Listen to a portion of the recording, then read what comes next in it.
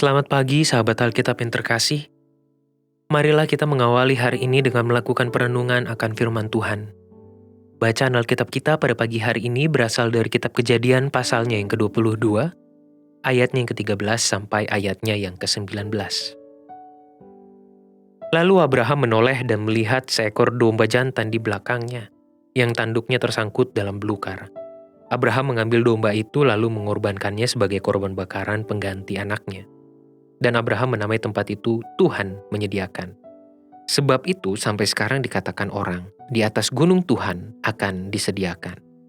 Untuk kedua kalinya berserulah malaikat Tuhan dari langit kepada Abraham.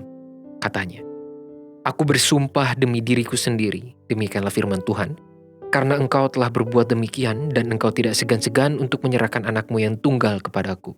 Maka aku akan memberkati engkau berlimpah-limpah dan membuat keturunanmu sangat banyak, seperti bintang di langit dan seperti pasir di tepi laut, dan keturunanmu itu akan menduduki kota-kota musuhnya. Oleh keturunanmu lah semua bangsa di bumi akan mendapat berkat, karena engkau mendengarkan firmanku." Kemudian kembalilah Abraham kepada kedua bujangnya, dan mereka bersama-sama berangkat ke Beersheba, dan Abraham tinggal di Beersheba. Kejadian 22 menjadi salah satu narasi yang perlu dengan benar-benar cermat dan berulang kali direfleksikan agar kita terhindar dari kesimpulan yang terlalu jauh. Terdapat beberapa kecenderungan sikap yang mungkin dimunculkan melalui perikop ini. Misalnya, pertama, Tuhan senang memberikan pencobaan bahkan yang kejam sekalipun. Kedua, pencobaan itu jika dapat dilalui maka akan memberikan apapun yang kita inginkan dalam doa kepadanya. Dua kesimpulan ini tentu sangat mungkin untuk diperdebatkan dan didiskusikan lebih lanjut. Tentunya dalam perspektif dan pendekatan teologis yang bertanggung jawab. Setiap pendekatan pun akan sangat berpengaruh terhadap hasilnya masing-masing. Misalnya, ada yang membaca perikop ini secara historis atau sejarah teks itu sendiri di tengah susunan kitab Kejadian.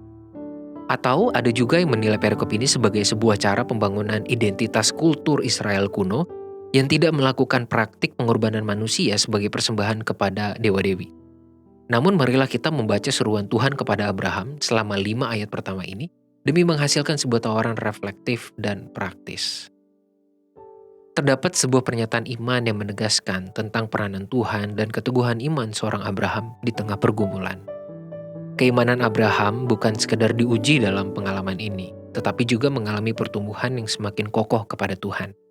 Kemudian, pengalaman Abraham ini juga telah mengajarkan kepada kita bahwa Tuhan adalah satu-satunya sumber kehidupan beriman setiap umat percaya.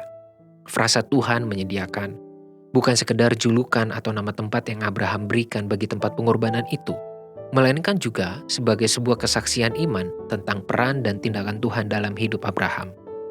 Tuhan menyediakan bukan berarti ia akan mengikuti segala sesuatu yang kita minta kepadanya.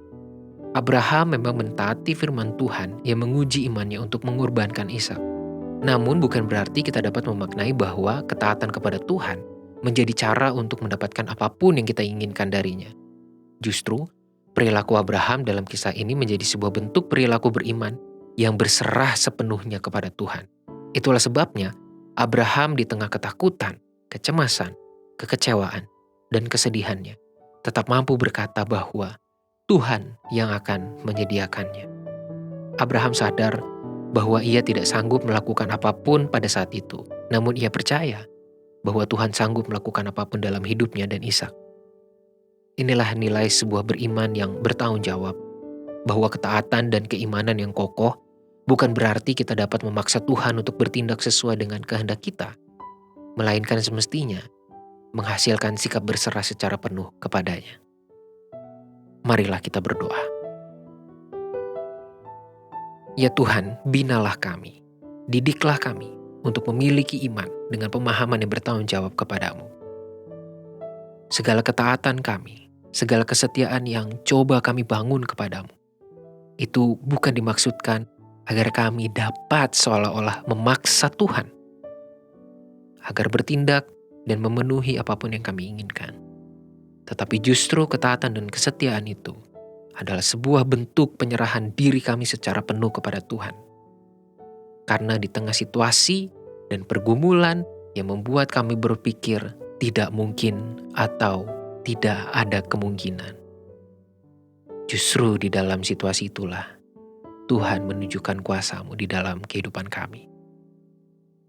Hanya di dalam nama Tuhan Yesus Kristus kami berdoa dan menyerahkan kehidupan kami. Amin.